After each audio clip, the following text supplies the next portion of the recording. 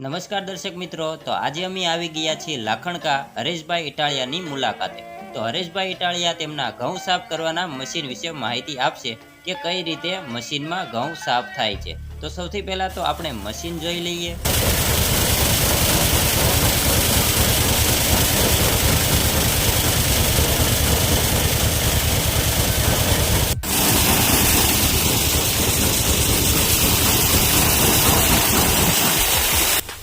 તો મશીનની અંદર ઘઉં કઈ રીતે સાફ થાય તે આપણને હરેશભાઈ જણાવશે।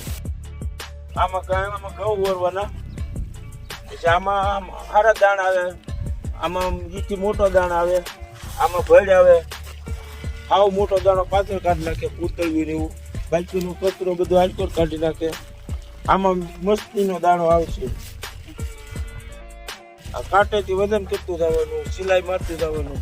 આપણે આગળ સિલાઈ નીચે નહીં છે, કાંટો વજન બધું કમ્પ્લીટ કરી નાખી હતી। તો આ રીતે પહેલાં તો આપણે એક બકડિયામાં આપણે ઘઉં ભરી લેવાના છે। ઘઉં ભરીને આ ભાઈ આ મશીનની અંદર નાખશે। તો મશીનની અંદર જેવા નાખશે એ રીતે નીચે 3 ચાવણી આપેલી છે, એક જેમાં મોટો દાણો, નાનો દાણો ને મીડિયમ દાણો, એ રીતેની ચાવણી આપી। તો આ ચાવણીમાં તમને મોટો દાણો જોવા મળશે અને આ જે કચરો બધો હશે એ બહાર જાય। તો આમાં તમને ખાવા લાયક દાણો મળશે અને છેલ્લે ઝીણો દાણો મળશે। તો આ રીતે મશીનની અંદર ઘઉં સાફ થાય છે અને છેલ્લે આપણે તેની સિલાઈ પણ કરીએ છીએ। જો આ મશીન દ્વારા તમને સિલાઈ પણ કરી દેવામાં આવશે।